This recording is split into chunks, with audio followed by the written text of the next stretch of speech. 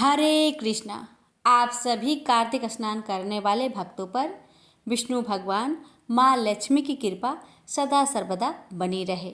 प्यारे भक्तों, आज है कार्तिक मास का 7वां दिन और आज के वीडियो में आप सभी श्रवण करेंगे कार्तिक मास महात्म कथा अध्याय 7 और इसके साथ ही श्रवण करेंगे कार्तिक स्नान की कथाएं। कार्तिक स्नान करने वाले सभी भक्तों की मंगल कामना को करते हुए कथाओं को बड़े ही श्रद्धा भाव से श्रवण करते हैं। आपसे हमारी निवेदन है कि कमेंट बॉक्स में विष्णु भगवान जी की जय अवश्य लिखिएगा। अब आइए श्रवण करते हैं कथा।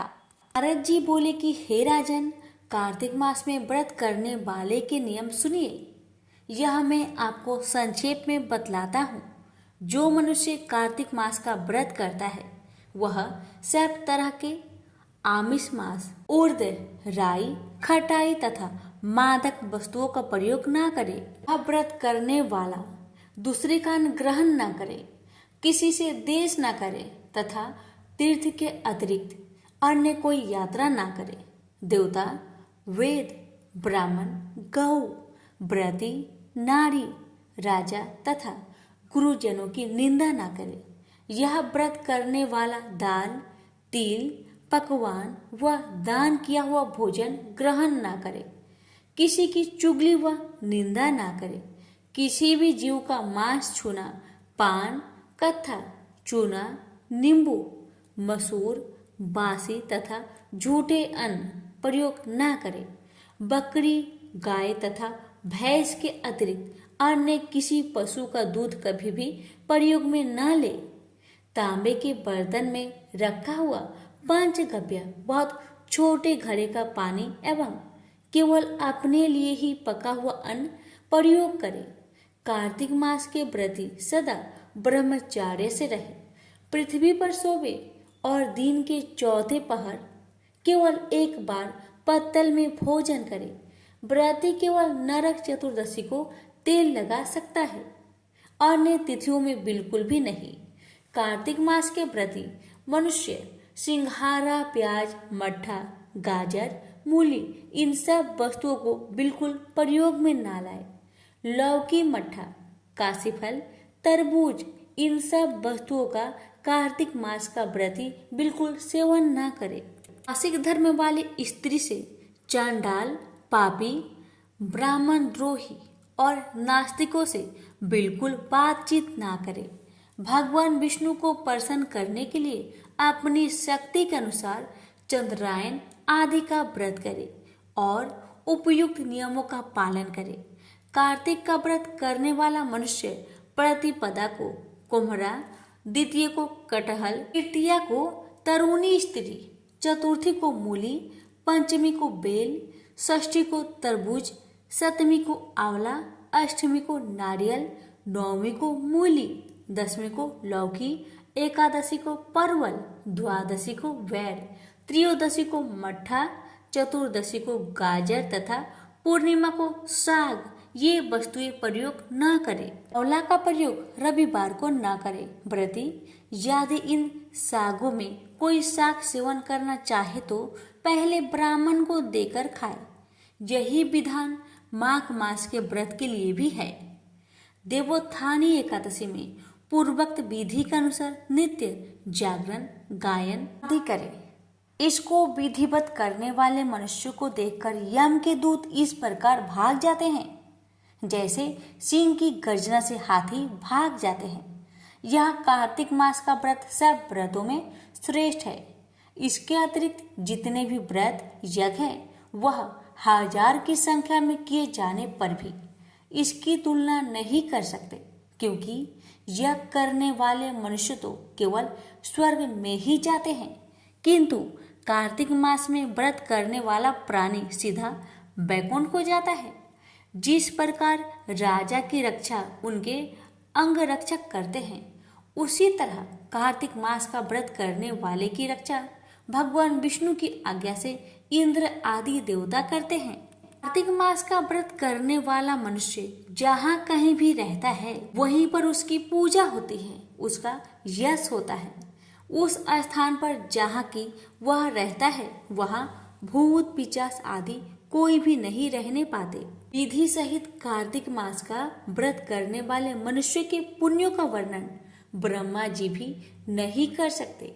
यह व्रत संपूर्ण पापों का नाश करने वाला, पुत्र पौत्र और धन धान्य को बढ़ाने वाला है। प्रेम से बोलिए लक्ष्मी नारायण की जय। पौराणिक कथा के अनुसार एक समय की बात है कि भगवान विष्णु का विवाह माता लक्ष्मी जी के साथ निश्चित हुआ।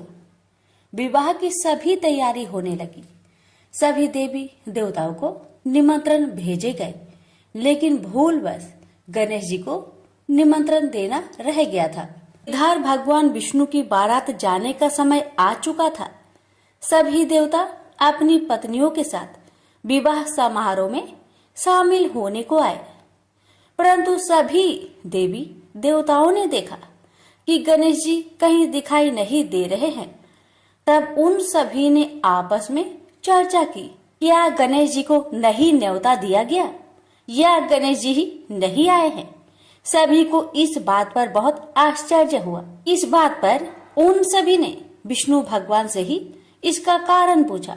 विष्णु भगवान से पूछने पर उन्होंने कहा कि हमने गणेश जी के पिता भोलेनाथ, महादेव और माता पार्वती को न्योता भेजा था। यदि गणेश जी अपने पिता के साथ आना चाहते तो आ जाते, अलग से उन्हें न्योता देने की कोई आवश्यकता भी नहीं थी। दूसरी बात यह है, उनको खाने में 1.25 मन मूंग, 1.25 मन चावल, 1.25 मन घी और 1.25 मन लड्डू का भोजन चाहिए। यदि गणेश जी नहीं आएंगे तो कोई बात नहीं, दूसरे के घर जाकर इतना सारा खाना पीना अच्छा भी नहीं लगता।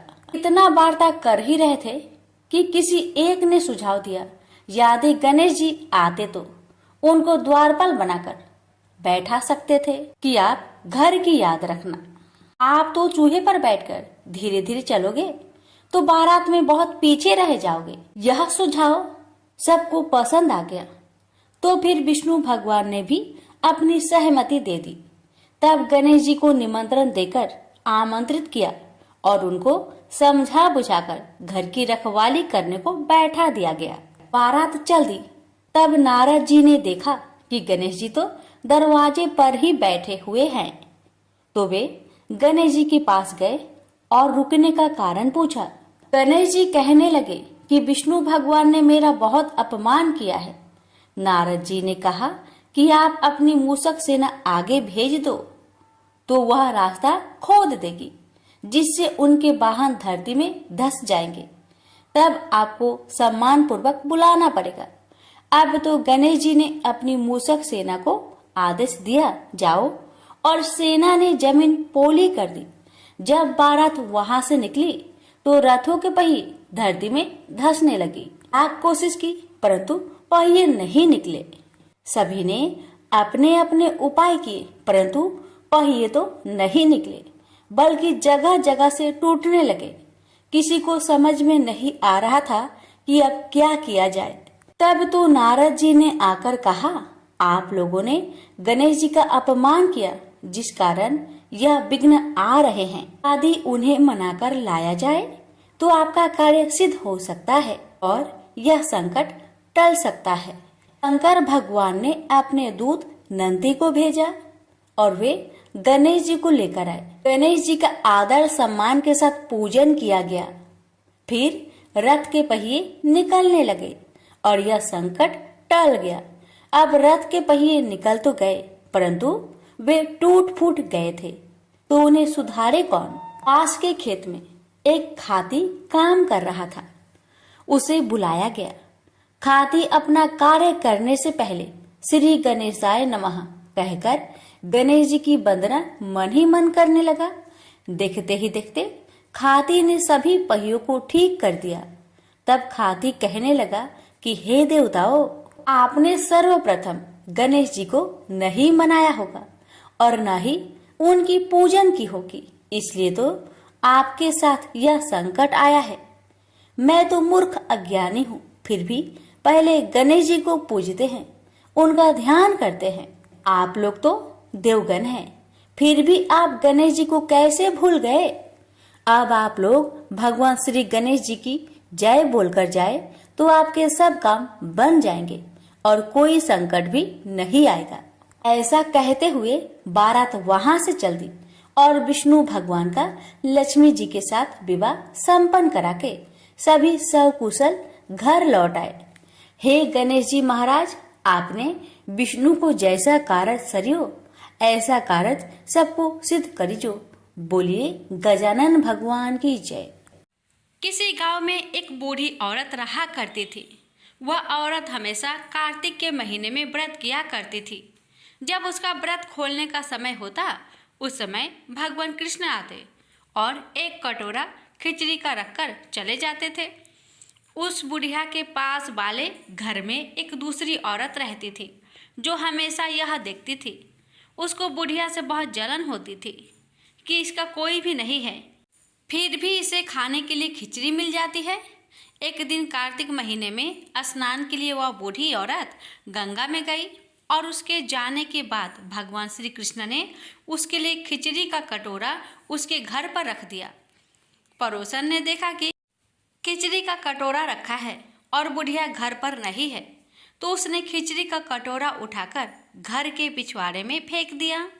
जब बुढ़िया कार्तिक स्नान करने के बाद घर वापस लौटकर आई तो उसे खिचड़ी का कटोरा नहीं मिला और वह फिर उस दिन भूखी ही रही और वह बार बार एक ही बात दोहराती रही कि कहाँ गई मेरी खिचड़ी और कहाँ गया मेरा खिचड़ी का कटोरा।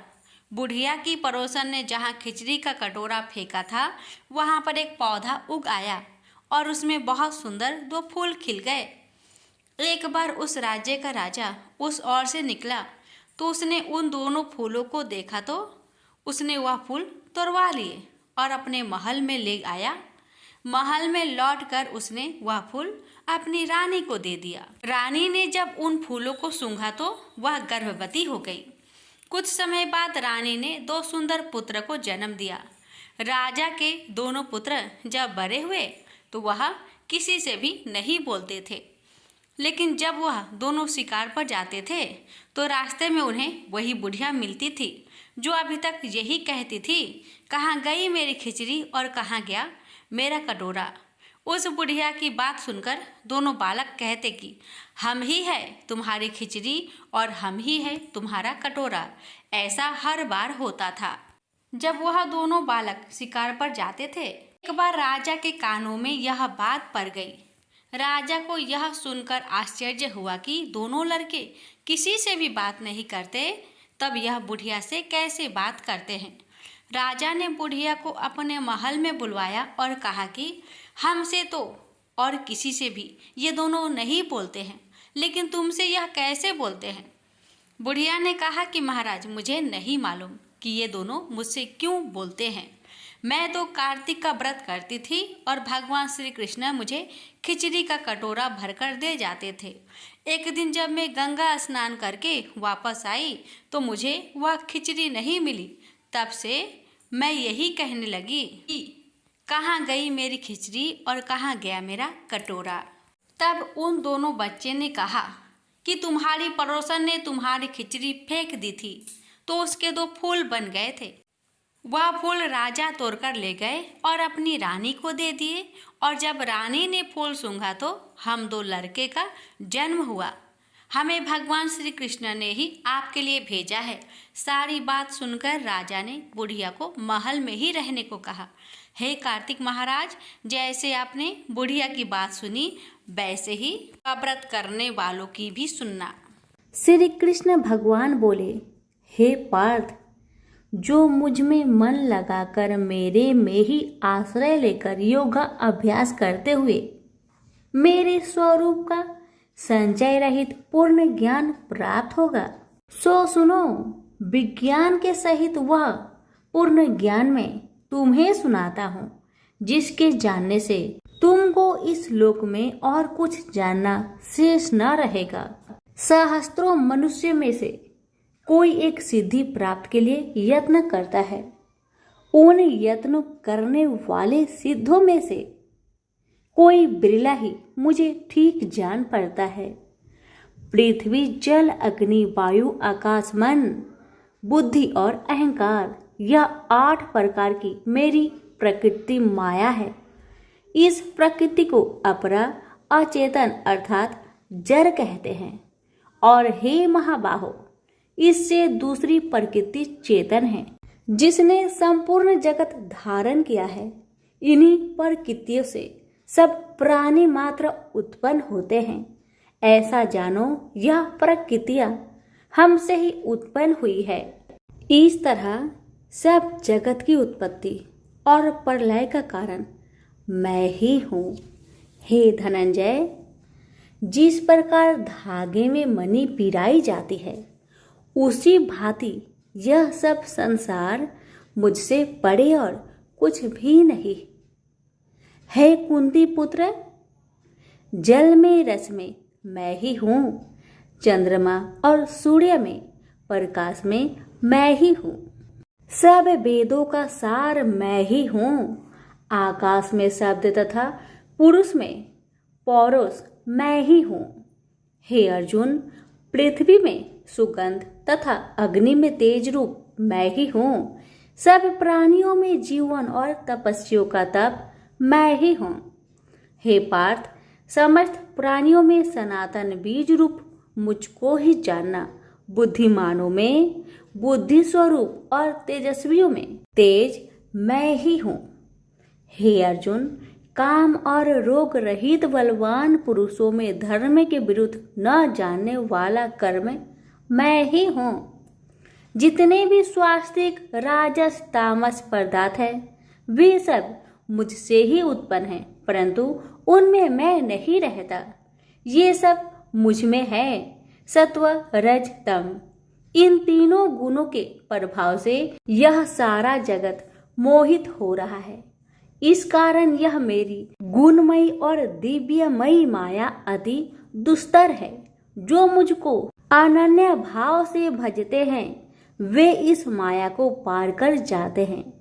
हे भारत श्रेष्ठ अर्जुन, 4 प्रकार के जीव मुझको भजते हैं।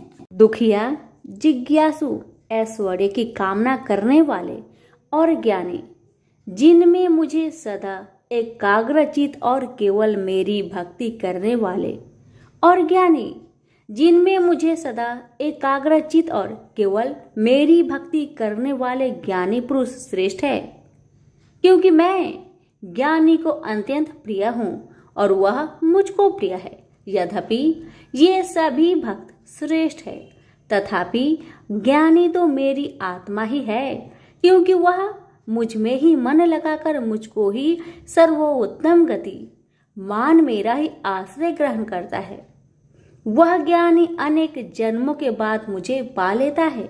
ऐसा महात्मा अति दुर्लभ है, जो सब जगत को वासुदेवमय समझे। हे अर्जुन, जो भक्त श्रद्धा पूर्वक जिस जिस देवता का पूजन करना चाहते हैं, उन पुरुषों की उस श्रद्धा को मैं दृढ़ कर देता हूँ।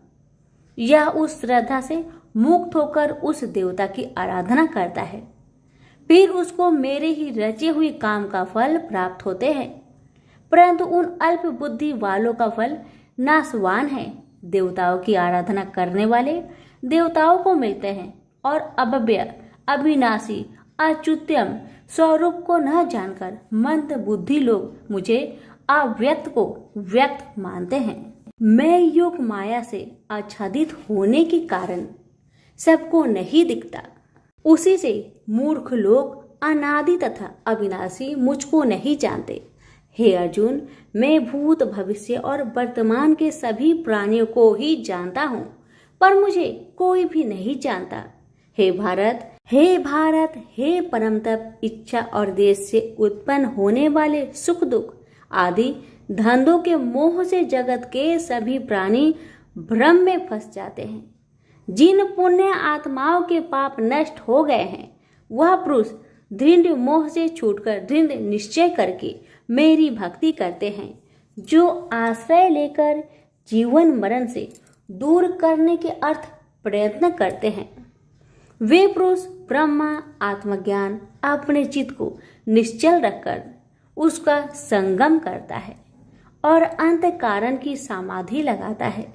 जिस अवस्था में योग अभ्यास के कारण चित्त का वेग रुक रुक कर विषयों से पृथक होने लगता है और जब शुद्ध अंतःकरण से आत्मा को देखकर आत्मा में ही संतुष्ट होता है, जिस अवस्था में वह अत्यंत सुख जो इंद्रियों द्वारा जाना नहीं जा सकता वरन केवल बुद्धि से ही जाना जाता है, और जब वह योगी अनुभव करता है तब आत्मा स्वरूप में स्थिर हो उससे विचलित नहीं होता। इस अवस्था को पाकर फिर और कोई लाभ उसको अच्छा नहीं लगता, और जहाँ स्थिर होने पर और कोई बड़ा भारी दुख उसको वहां से चलायमान नहीं कर सकता।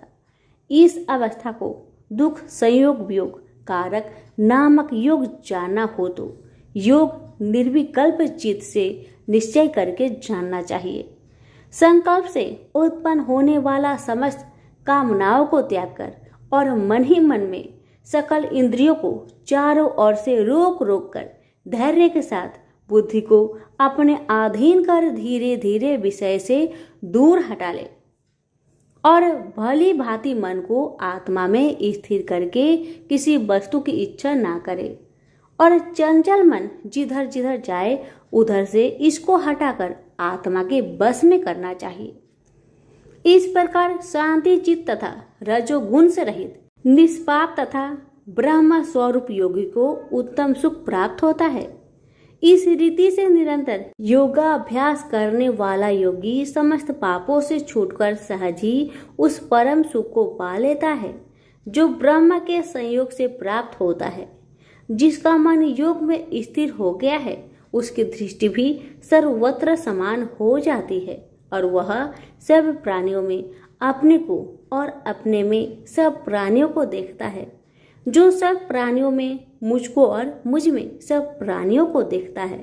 मैं उससे अलग नहीं रहता और मुझसे वह अलग नहीं रहता।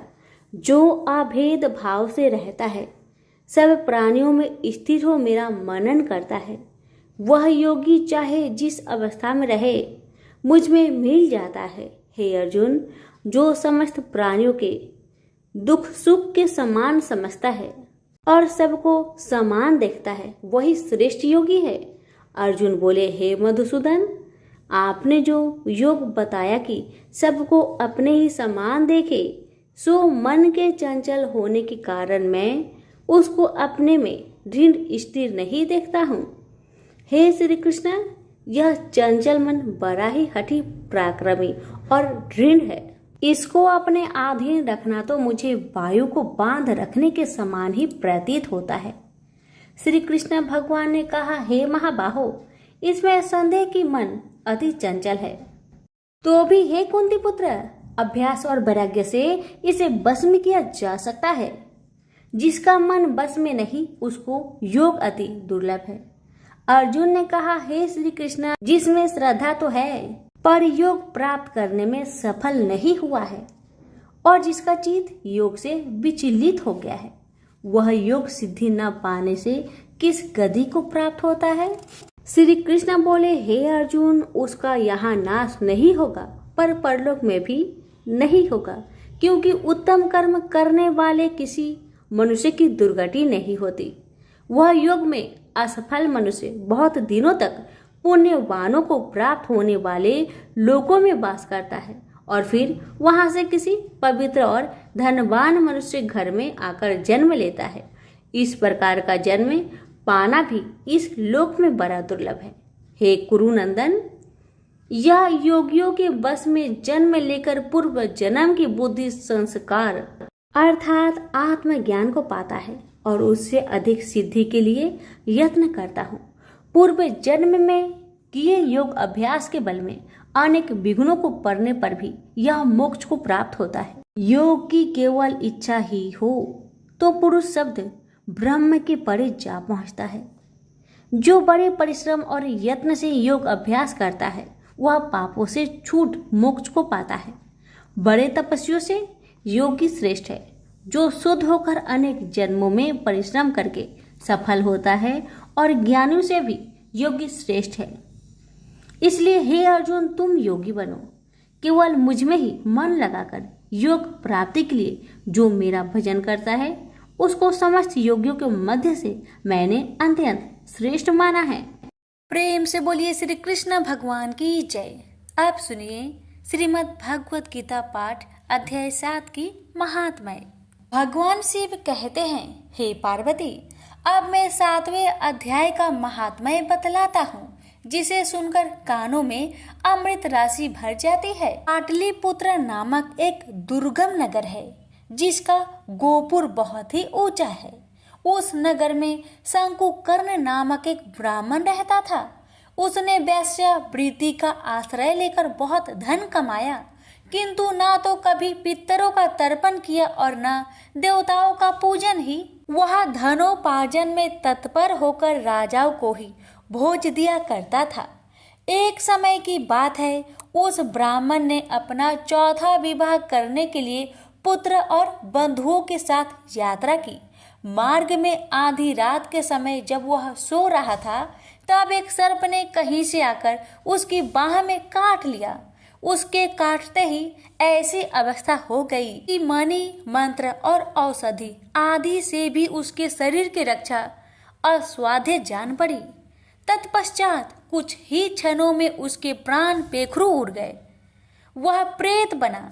फिर बहुत समय के बाद वह प्रेत सर्प योनि में उत्पन्न हुआ। उसका बीत धन की वासना में बंधा था।